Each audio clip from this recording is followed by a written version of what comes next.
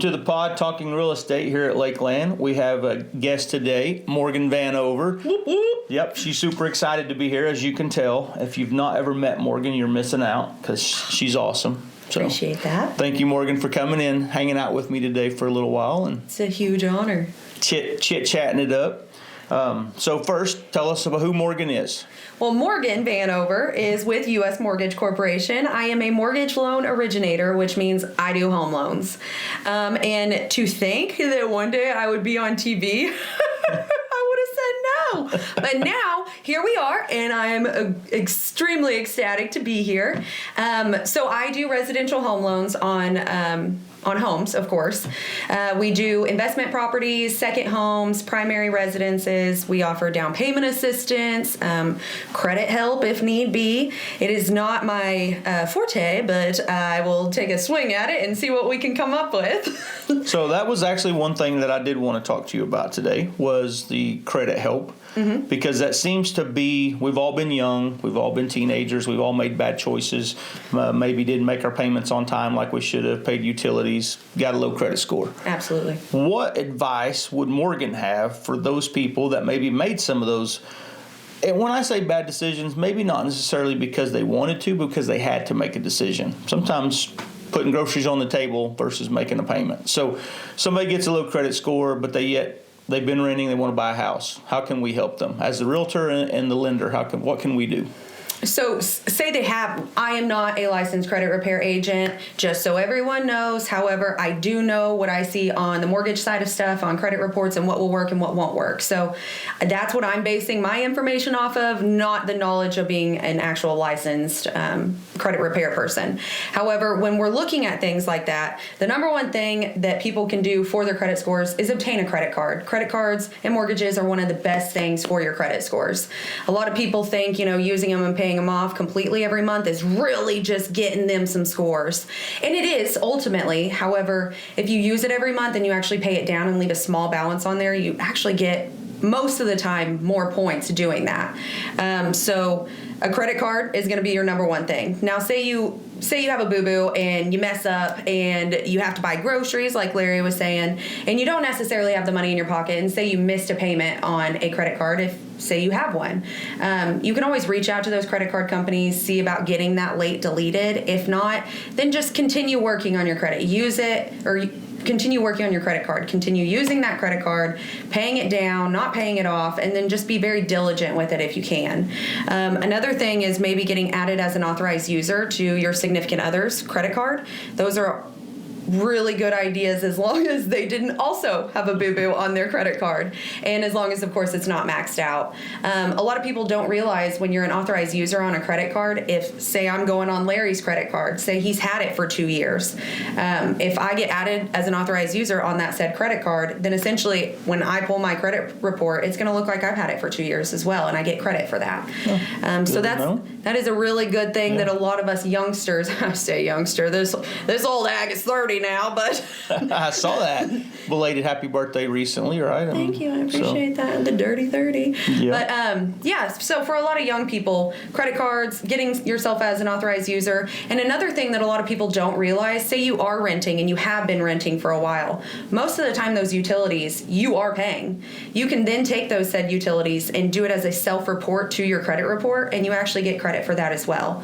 So, of course, doing your self-reporting and then a credit card, you should be ready to buy a house in no time. Yeah, so cool. Well, that's good information to know, because I know that, like I said, we've all been through that. All right, so first-time home buyers are always the hot topic. When I bring people in, we always want to converse about first-time home buyers, because that makes up the biggest part of the market. Absolutely. What is your process, or what do you bring? Why can you help first-time home buyers? So I call you up and I'm like, hey, Morgan, I got a first-time home buyer looking to buy a house. What's the process look like? Of course, the first step is the loan application. Once we have an application and we have a picture of, I know this sounds crazy, but what you look like on paper, once we have that, then I have a general idea of which direction we want to go with it. And when I say what direction, I generally mean, do you have money? If you have money, great. Do you want to actually use your money? If you don't want to use your money, then do we qualify for down payment assistance? And we do have a lot of options for down payment assistance. And the beautiful thing about this area in Mays County and Rogers County are smaller, which, I mean, it's Oklahoma, so let's get real. A lot of places are rural around here. So a lot of our rural properties qualify for 100% financing, which is great for first-time home buyers. So let's just say maybe they don't qualify for that 100% financing program right now. That's fine. I can give them an idea or a game plan, essentially, of what they need to be doing in order to qualify for that said program. So there's tons of options out there, whether they get down payment assistance or if they just get 100% financing. And when I say 100% financing, that means no down payment. So you buy the house with no money out of your pocket other than, of course, your closing costs and your prepaid items. But as long as you can get the sellers to pay them, which Larry's good at. I was going to say, that's where the negotiations come in and working that out and trying to help those people get their first time home. Yes. All right, so those are all good points. What is a down payment assistance program? Give me one. I know there's many of them, as you said, but give me an example of one that maybe one of our viewers could qualify for. What's a common one? A common one would be OFA. OFA offers down payment assistance based off the loan amount. So when you have an FHA loan, the minimum down is 3.5% of the purchase price. So let's say the house is $100,000. The minimum down is 3.5% of that, which is $3,500. OFA steps in and says, "Hey, I will give you that $3,500 to use now until you refinance the house, until you rent the house out, or until you sell the house. At that point, you then give that $3,500 back." Okay. So it's essentially like they're loaning it to you with no interest. Okay, so I was going to ask it. So it's interest free. So they loan you $3,500 or give you $3,500. You only pay them $3,500 back. Correct. Well, that's a great program. Correct. Your house is going to gain equity as you're living in it. The more years you're in it, the more it's going to become worth. $3,500 is going to be minimal at the end of the day. Absolutely. And the rich people get rich off of using other people's money, so we might as well go ahead and take advantage of it. Stresses me out, but me too. All right. So you have an app still? We do. Okay. We actually have a new app. We had an old app, but we have reformed our app to where it's a little bit more intricate and more in detail. So we have the mortgage calculator on there. You can apply for a loan on there. You as the realtor can share that link with the customers. And then throughout the loan process, you as the agent also gets push notifications along with the borrower throughout the entire duration. It also allows the borrower to stay in touch with their loan process the entire time and then upload documentation directly to their file in a secured portal. So I know we have a lot of hacking going on. That is way more secure than email. So is the app the preferred application process? Is it a phone call? Is it online? Honestly, it doesn't make me any difference. It's whatever tickles the fancy of the individual, whatever they feel most comfortable with. So a lot of our younger generation, they're like, yeah, I want to go online. I don't really want to talk to you until I know I can move forward, which is fine. Great. So be it. Then we have our older generation. I don't know you, I don't trust you, and I'm not giving you my social over the phone. Great, come into the office. That's fine as well. And then we have our middles, they can go one way or the other, but I would say a good portion of ours are taken over the phone, mainly because even though you do apply online, some of those questions aren't asked. And we like doing our due diligence up front. I want to know all the skeletons in your closet so that we don't run into any issues later on down the road. If you do apply online, we're going to go ahead and call you, take 2-3 minutes of your time, ask a few more questions, and then we're rocking and rolling from there. Okay. All right. So they fill out their application. You're running credit report. You're doing things like that. And then you're giving the agent a pre-qualification letter or the buyer. I mean, potentially, I guess you're giving it to the buyer. But then they share that with their agent, and that gives them the value of the house that they can afford. Correct. Because no one wants to go shopping unless you know how much you can buy. That's right. Okay, so now they're shopping. Mm-hmm. Realtor calls you up, says, hey, I took John Smith out this weekend, found a house, going to send in an offer. You get the offer. So the offer gets negotiated, gets accepted, and you get it. What's that process look like for the buyer? from the moment you get under contract till the time you close, it's typically a 30-day duration.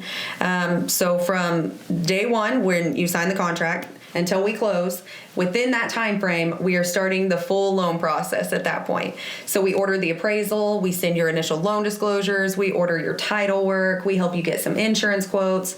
We then take all the documentation that you gave us after we got you pre-qualified, and then we send that to the underwriter to be underwritten, reviewed, basically, getting a third set of eyes on it, essentially. And then from there, we're just waiting for everything to come in. So we'll be waiting for your appraisal to come in, your title work to come in, and then at that point, 30 days has passed and we're ready to close. That's what we hope. That's always what we hope. Fingers crossed we don't have an appraisal issue or a title issue. Yeah, for sure. Or a seller issue. Out of pocket, up front. If they get down payment assistance, they're not going to have that out. We talked about closing costs a little bit. Say we get those paid for by the seller, negotiated in our contract. They're still going to be out of pocket the appraisal money. They're going to need to pay for that before it's ordered, correct? Correct. So it's kind of like having a little skin in the game, I suppose, but you do pay for your appraisal up front. That money does not go to us as the lender by any means. It goes directly to the appraiser. So, of course, it is paid for up front for services rendered. You got to pay for that. And then we credit that money back to you. So say your total cash to close is $5,000, but you paid $500 already for an appraisal.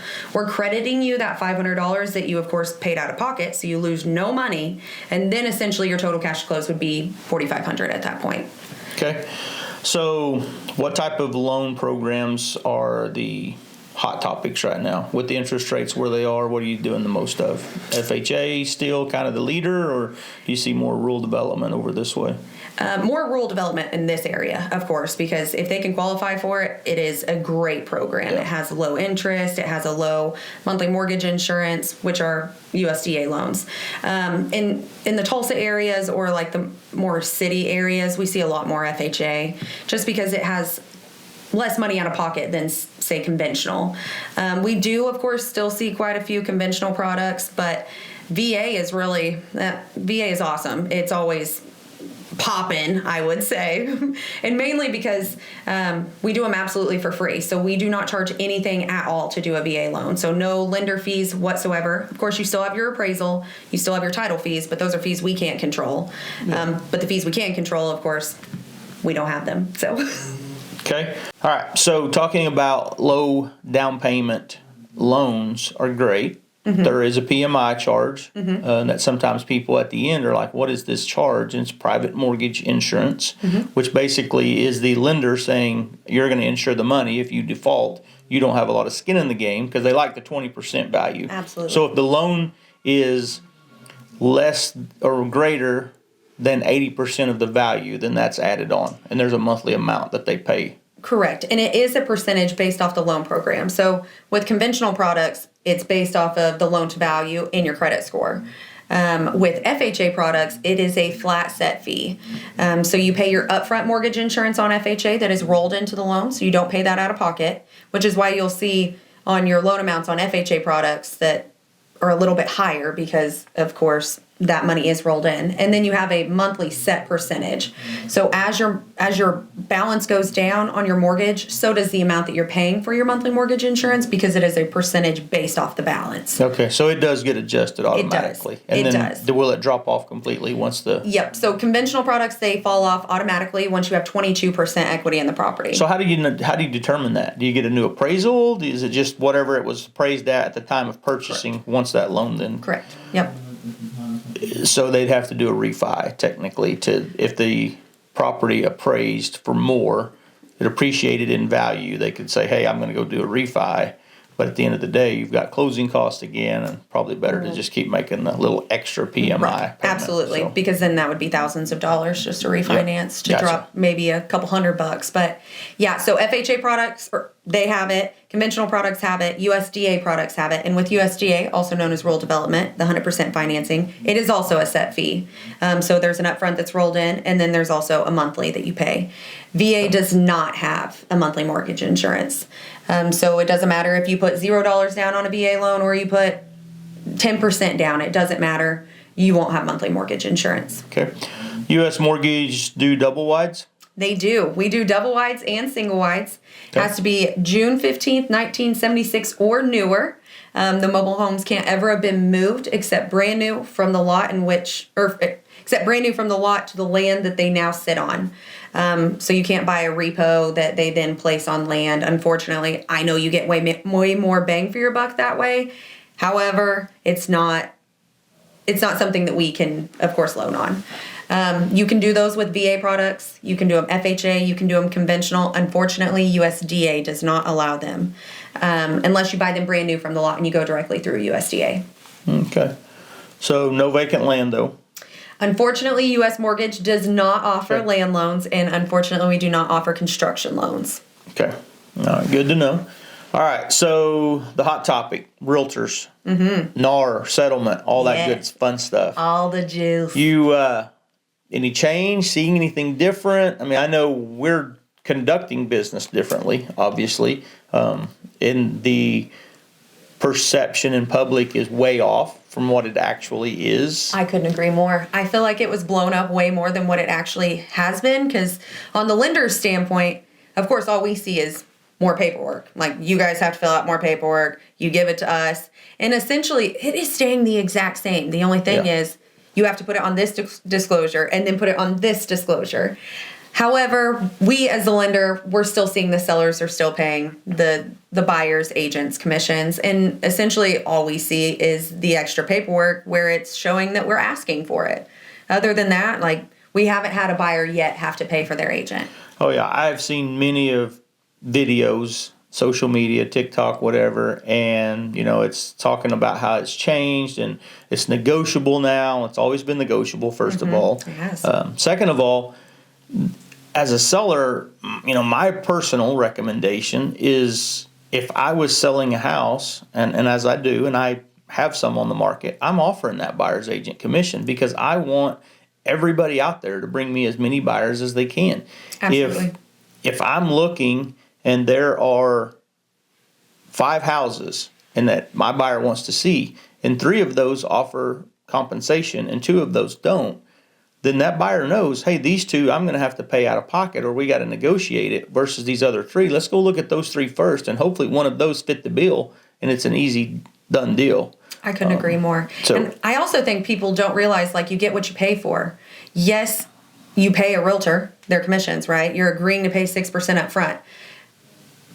But most of the time, people don't know what their house is actually worth until a realtor comes in and says, hey, you were really going to go for sale by owner for $150,000. Your house is worth $225,000. Why don't we sell it for $225,000? And then you just pay me 6% of that.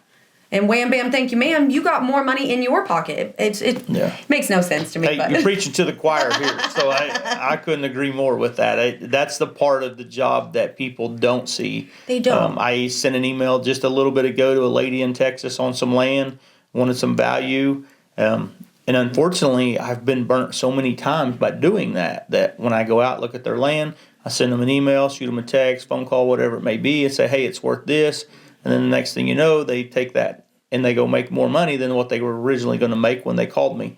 But then, it's like, hey, I want to cut the middleman out, save some money. Right. And it's like, but there's a value there. I brought a value to that for you. So absolutely. And people don't realize it. It's like when you go to a mechanic and you're upset that you have to pay miscellaneous shop fees, but if it wasn't for that shop having all those things, you wouldn't be able to do it. Yeah, they got the special tools and they got the software. Here we have an office and there's a cost of business, unfortunately. People think, oh, all that goes into your pocket. Well, if you're a 1099 employee, none of it does. You are paying taxes and you're paying your insurance and you're paying all of those fees that your companies pay when you're an employee. A lot of that's covered from the company standpoint, which is factored into the product that they provide or the service. So on the subject of 1099 employees, a lot of us, of course, if you are 1099 or self-employed, you write a lot of your stuff off on your taxes, which is fine.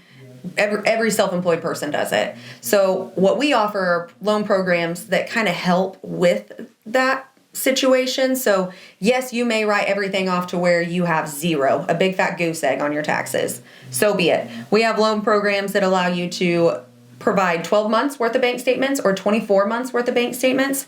We do an average, and that's the income that we use as opposed to using your tax returns.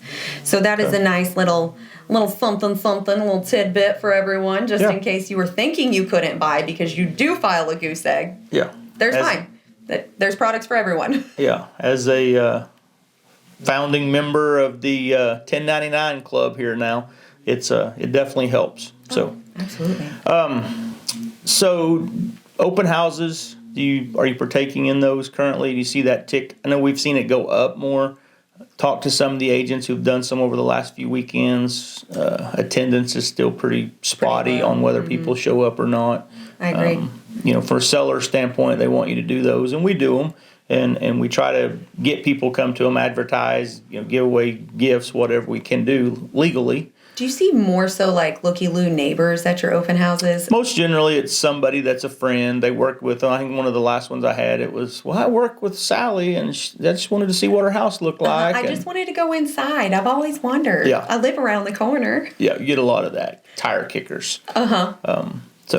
And that's where hopefully, as we progress as an industry, we can take the tire kicking out, if you will. A lot of it's online, I guess is where I'm going with that. Go virtual. A lot of the tire kicking is all on Zillow and Realtor, and they're clicking here and they're clicking there, and they really don't even know if they qualify. And that's where it's great to have a partner like you to say, hey, Morgan, here's Johnny Smith here. He wants to buy a house. He wants to see this $300,000 house. You run his numbers, look at his information, and he's like, Larry, he can afford a $150,000 house. Right. And that's good for Johnny to know because he understands now that, hey, you're going to have to change that budget. Absolutely. And it's good for the realtor to know so that they can send him actual houses that he can afford. So. Absolutely. I couldn't agree more. And back on the subject on open houses, yes, we are still, of course, seeing open houses. I do agree with less foot traffic through the doors. I think virtual open houses are becoming more and more common, too. All right. So I follow Morgan Vanover's Facebook and what she likes to do. Seen some crazy hobby out there that you got going on. Are we still big into the side-by-side racing? Well, my kids actually both now race 170s. So you have to quit at that point because you can't afford for everybody to race. We don't have enough people buying houses. But yeah, my kids are both still doing it. Unfortunately, Mid-America is no longer in Jay, Oklahoma, so we have been having to travel to Decatur, Texas for the Texas Outlaw Series, which has been great. It's been fun. It just stinks having to drive a little further. But yeah. Good family time. Absolutely. Until you're a third of the way there, and are we there yet? And yes. Or our cars know when we pull in. Like our race cars, like they are 100%, and then you go to back them off the trailer, and they're like, blah, blah, blah, blah, blah. Well, no. You know a mechanic, right? I don't know if he. I do. So my husband does that. Yeah, I've heard. Heard he's pretty good at it too. So. He is. He does great. He has his own shop, Don't Live Performance. He works on all ATVs and UTVs. He does a wonderful job. If it wasn't for him, we really couldn't afford racing. So yeah, makes it easy to do those repairs, doesn't it? Oh, absolutely, because Mama gets a little too turnt sometimes. Yeah. So how's the kid doing? They liking it? So my daughter is a bad mamma jamma. She can straight flat scoot. Awesome. With no fear. Awesome. And then my little man, he of course is 6. It's his first year. He has fear. He's doing great. But right now football is his thing. Oh. Which is great. Love it. Breaks my mom racing heart, but it is what it is. Do you get nervous when he's playing football? Do you want him to be a football player? I do, because he does have a birth defect. His chest grows in where everyone else's grows straight. So it does scare me a little bit that he's going to get his shit rocked and he's not going to be able to breathe. So that scares me. But it doesn't scare me near as much in his race car because, of course, he has his 5-point harness on, his Hans device, his helmet, his neck restraint. He's got it all going. Yeah. So I don't worry about it as much in those, even though I should, because those things can catch on fire and like that. But nope, doesn't cross my mind. Yeah, doesn't bother you. Well, that's because that's what Mom likes to do. That's the crazy side of Morgan. I know. So. But the beautiful thing is, since I have the ability to literally work anywhere. I just have to unclick my laptop. When we're out at the racetrack, a lot of the times you'll probably see me sitting there with a laptop and I'm talking to people. They may not be able to hear me the greatest, but I'm still working and watching my kids. Yeah. And that's, at the end of the day, that's what life is about. Oh, 100%. As the older I've gotten, the more I've come to understand and appreciate that days are numbered. Whether they're long or short for each of us, we don't know. And family and friends are important, and to enjoy the amount of time we have here. So, hey, kudos. I know some people, they're like, well, I want a full-time this, and I want somebody who's going to be ready on a moment's notice. And, well, at the end of the day, I want to be that person for you, and I'm going to give you 100% of the time that I can. But if the clock is off and I'm with the kids or the grandkids, then, give me a little bit of time, because I'm going to spend that. It only took me 30 years to figure that out. Yeah, well, it took me longer than that, unfortunately. I've worked many hours in some of those shops. Yes. All right, so we've talked through the loan programs. What about the amount right now? And I say that being, we're seeing where our higher-end houses aren't moving quite as fast, or even moving at all, not getting as many showings. Without divulging any private information, what do you feel like the average loan amount in that area? Like what houses are you seeing moving, price range? Anywhere between 2 to, I would say, 350. Okay. A little higher than what I was thinking. I was honestly, so let's rewind 5-6 years ago. I feel like our average was 150, and our first-time home buyers were less than 100,000. Yeah. My heart hurts for first-time home buyers nowadays, because when I bought my first house, 103,000 all day, and I got some land with it. Yeah. Now it's worth like 250,000, and yes, I did put a shop on it, but to think that first-time home buyers, fresh out of high school or fresh out of college, can come in and buy a $250,000 house to a $350,000 house is absurd. It's especially crazy. With the amount of money that they make nowadays. Like, yeah, maybe that's another tangent to go down. But well, no, being a father of 3 kids, and all of them now in houses, and fortunately for them, kind of like Austin and the mechanic, I've kind of got the construction skills to go in and help them, and yes. So I've remodeled and helped them, turn some of those $100,000 houses into $250,000 values now. But luckily for them, they're on the $100,000 payment plan. Right, which is the most important. But not everybody has that ability or family to help them get there, friends, whatever it may be.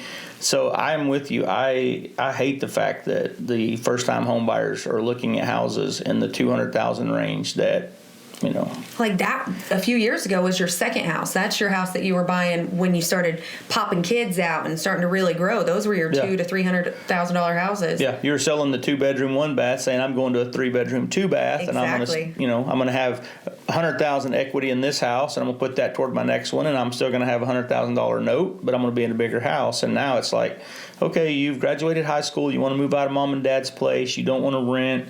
Welcome to $225,000 starter's home. Yeah. It's a shame. Yes, it is. It's very unfortunate. So my personal opinion on that is potentially as interest rates start to drop, which they're coming down some, my fear is the price of houses are going to go up again. And that's typically what happens. I mean, across history, that is what has happened. As soon as interest rates drop, housing prices go up, and vice versa. So a lot of people are always scared, when interest rates are super high, because they're like, oh, I don't want to buy because rates are so high. People need to buy when rates are high, because, of course, the value of the homes, well, not necessarily the value, but the cost of the homes are less at that time. Go ahead and buy. Yeah, it sucks paying 7%, 8%, 9% interest for, say, a year, 2 years, but interest rates typically drop, and when they drop, refinance, because then you have this house that you bought for $200,000 that now is a $300,000 house 3 years later, and all you have to do is refinance, and you get that lower rate again. Yep, you're going to lower your payment, potentially get rid of PMI, like we talked about earlier. Yeah, so it may be a win-win across the board. Lower your payment and get rid of some preventive or private mortgage insurance. Attaboy. Bring it on in. Cut that shit out. All right. What kind of special programs? Anything right now? No. We also offer ITIM programs. ITIM? What is an ITIM? identification or some individual tax identification number.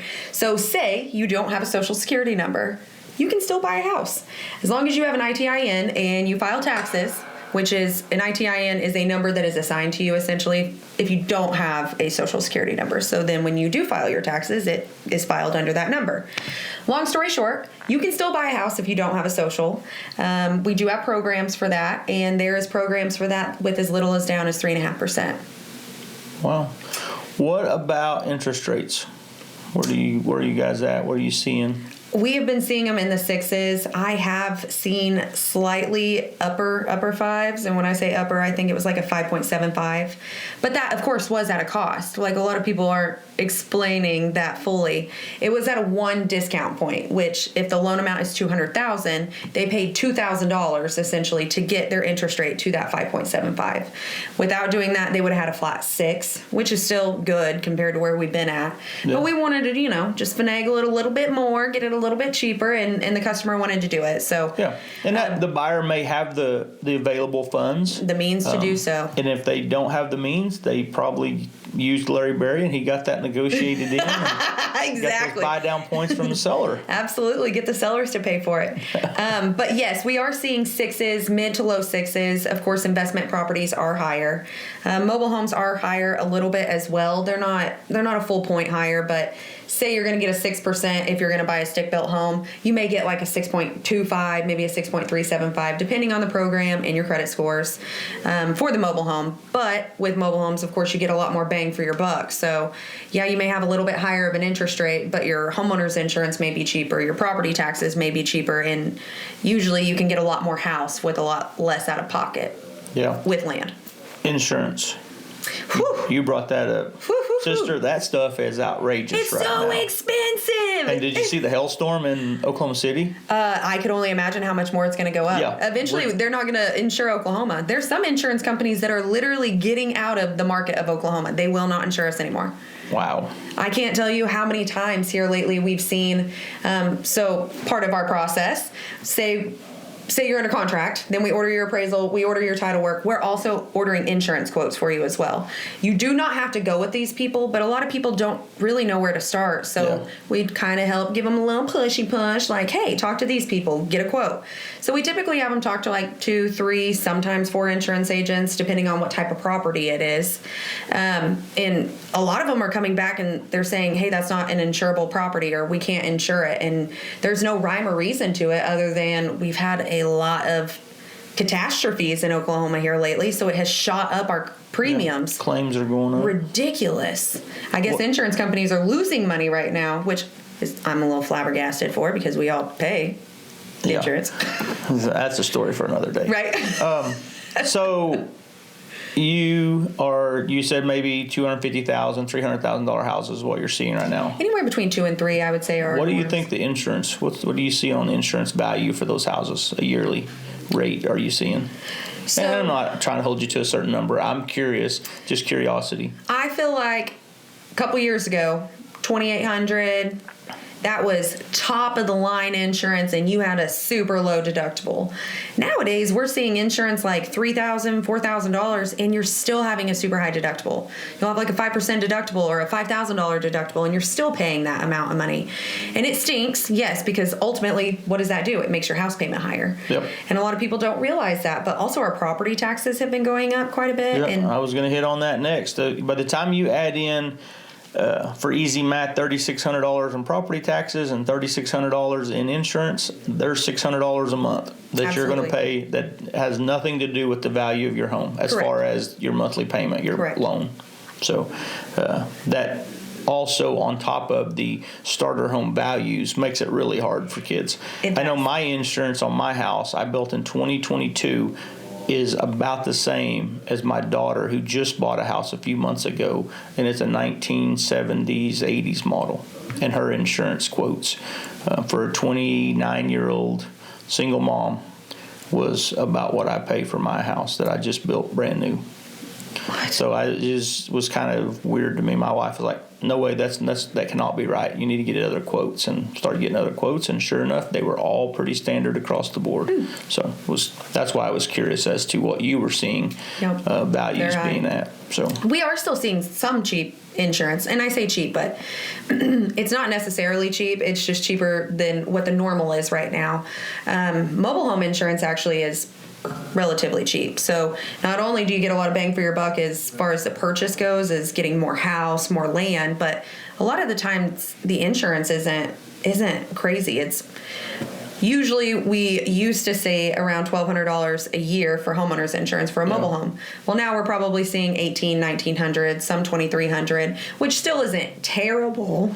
Sorry, it's not terrible considering what other insurance policies are, but mobile homes, you can typically get them cheaper because you're insuring the structure itself. You're not insuring anything else.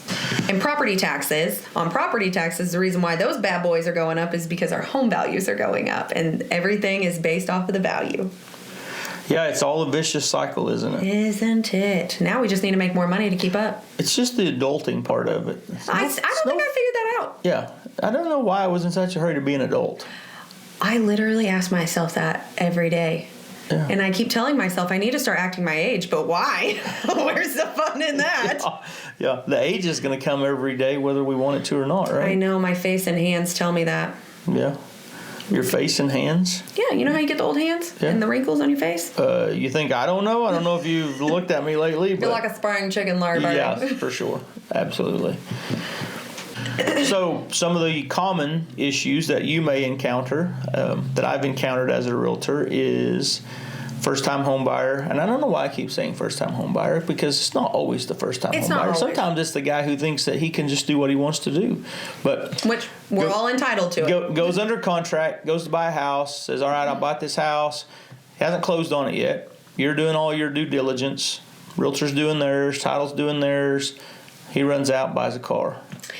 So we put a debt monitoring system on everyone's credit report. As soon as you go under contract and we send your initial loan disclosures, we monitor your credit. From the time that we put that debt monitor on until about a week or so after closing, we're monitoring. So we get notifications anytime your credit is pulled, anytime something new hits your credit report.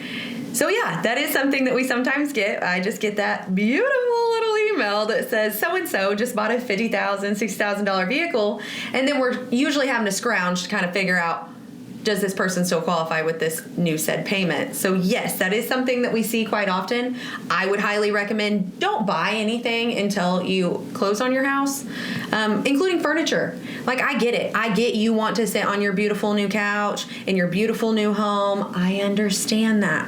However, if you don't have a couch, or if you don't have a house to put that couch in, there's no sense in buying it first, unless you have cash. If you have cash, great, go for it. As long as it's not going to hinder your loan, check with your loan officer first. But yeah, I wouldn't buy anything until after you close on the house. And when I say after you close on the house, the next day, not the same day. It's still monitoring the same day. So do everything, big purchases, after the fact.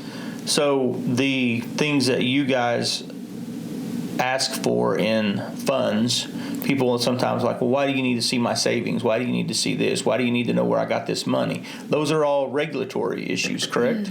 Correct. And it's not that I'm being nosy, which I am. I am a nosy person. However, that is not why I'm asking.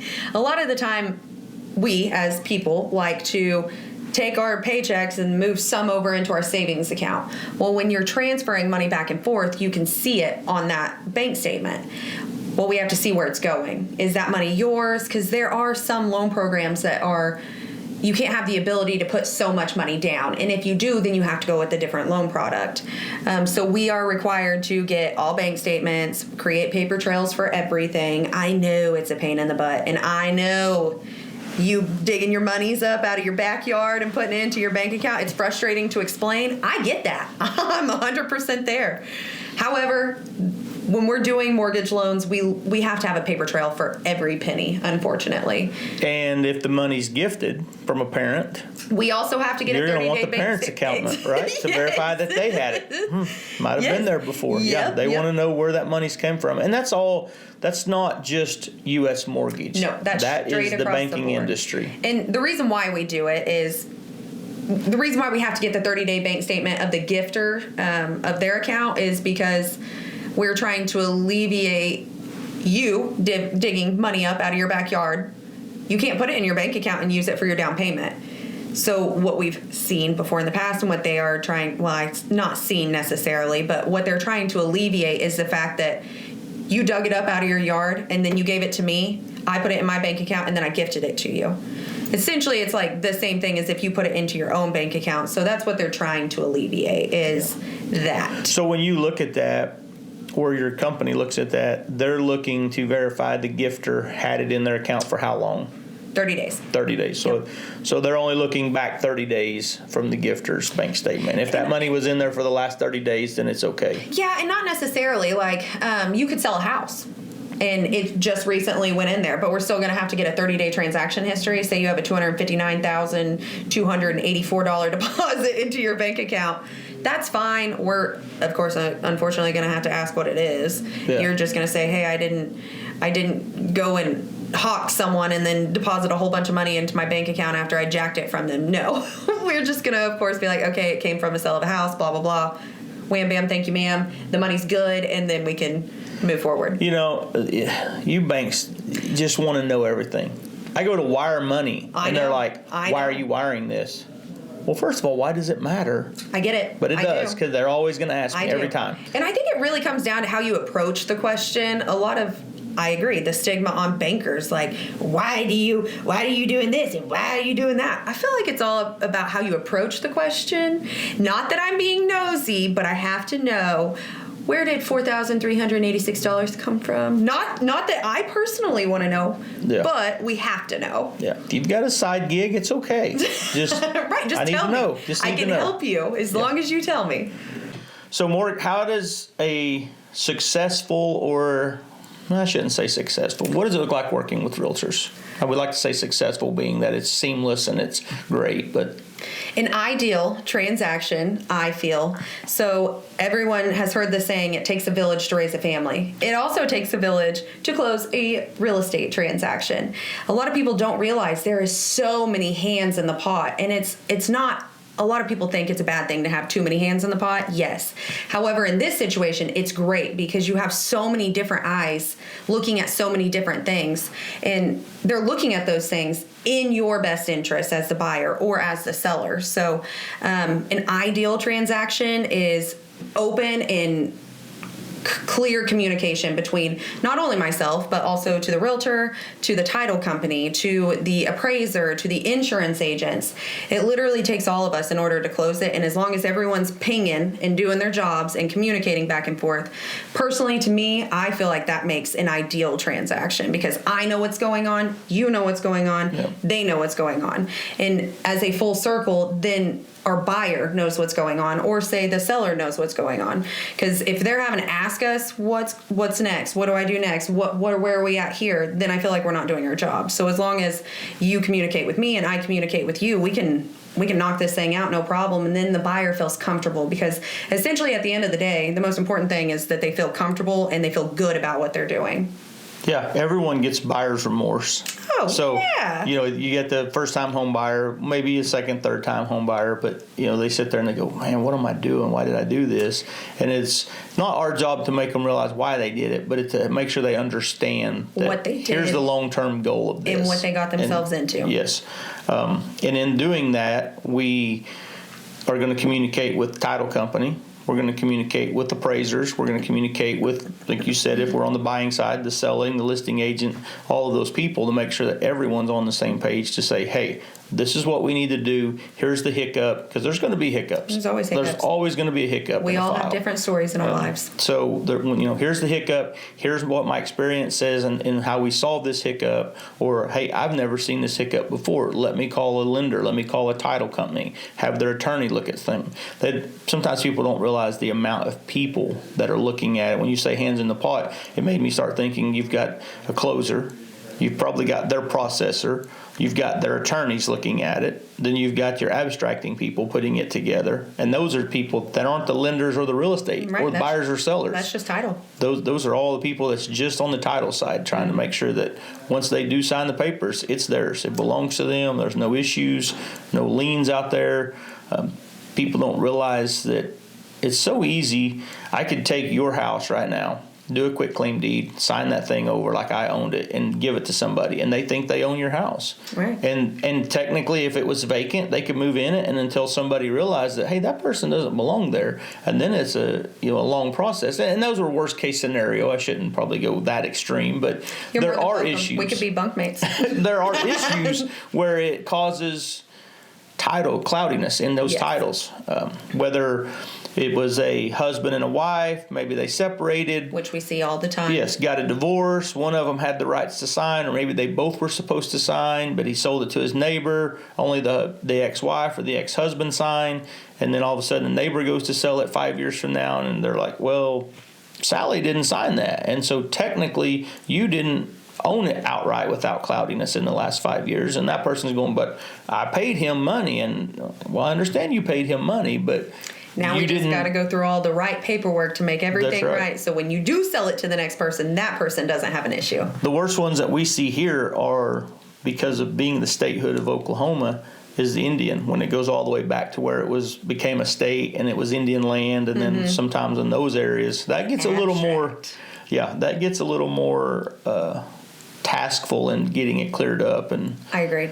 And those are probably, quiet title people don't understand. You're not really a title person. We're kind of getting into some title conversation here, but the quiet title, you're talking $3,000, and the seller's upset about it because they're like, I don't understand why I'm paying this money and why you're telling me I don't have my house free and clear. I've lived here for 20 years. Sorry, but when you bought it, whoever was supposed to go through that process didn't clear everything. And that's why we have title insurance. And that's why we have title insurance. That is exactly right. So as long as the owner purchases it, because it is optional as a buyer to get title insurance.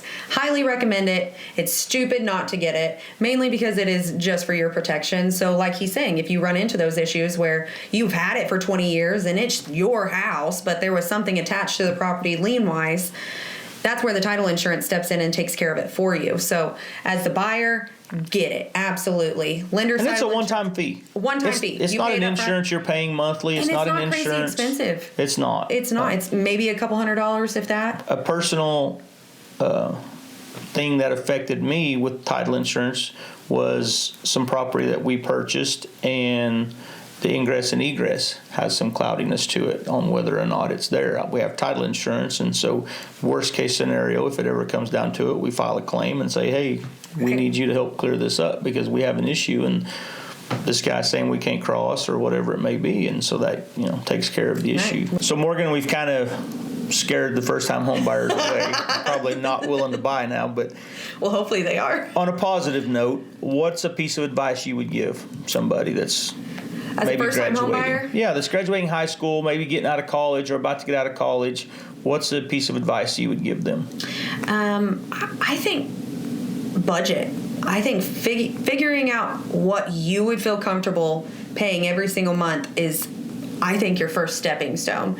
So say I stuck my hand out every single month and I said, all right, what would not kill you to pay me every single month? And they say $1,200, $1,400. Great, that's a good start. So then we can be like, okay, well then you'll want to search for this much of a house if you want this much of a payment. And also at that point, you may want to start saving some money, and a good goal would be this. So I think a good starting point would be figuring out your budget, and then from there, talking to a lender. Go ahead and start the mortgage process. And that's exactly what I would have said is my advice to a first-time home buyer or anybody looking to buy is make the call. Get it with a lender. Yeah, it's not going to hurt. We have the ability to do soft pulls now, so it's not going to impact your credit just by talking to us. But then that way we can sit down and I can give you a game plan. Whether it's 6 months down the road, whether it's 2 years down the road, at least you have a goal and you know what you need to work towards as far as how much you need to save or really anything. I mean, I think that's a good starting point. No, absolutely. I mean, once you know what you can afford, what that's going to look like, payment-wise, things like that, you're going to know, okay, I'm a year out, I'm 6 months out, I'm 2 years out, and then you can set onto that path to get to there. Absolutely. Whether you're putting $500 back every paycheck or whatever you decide. Yep, absolutely. Morgan, it's been awesome. Been a little while since I've seen you. So I know, it's been so great. It's like I'm famous now. I'm like on TV. Yeah, well, the 3 people that are watching are probably going to love it. 3 plus so many more. Yeah. What do you mean? Well, we appreciate you coming. Thank you for watching.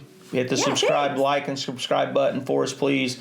We're doing these videos. Share. Don't forget sharing. Obviously, share it. We're doing these videos. We're trying to help the buying, selling of real estate become easier, sharing what knowledge we may have. We're always available. Reach out to Morgan at US Mortgage. We'll put some contact info for her down below on our YouTube page. Of course, our Lakeland info will be there as well if you want to talk to an agent. If you've got questions, feel free to give us a call. But until next time, Morgan, see ya.